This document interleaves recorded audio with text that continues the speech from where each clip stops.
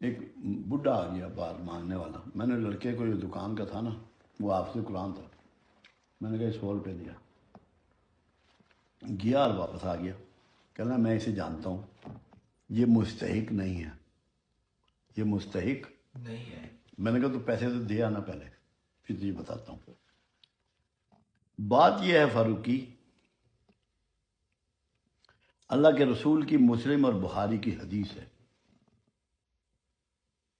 حقدار کو بھی دو نا حقدار کو بھی دو، حقدار کو بھی دو نا حقدار کو بھی دو.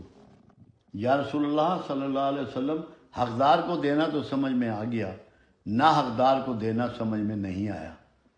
فرمایا اس لیے کہ جو تجھے ناحق مل رہا ہے وہ بند نہ ہو جائے. آپ میں سے کون ہے جو حق ادا کر رہا ہے اس کو مل رہا ہے؟ وہ تو کہتا وہ ما قدر اللہ حق قدری والارض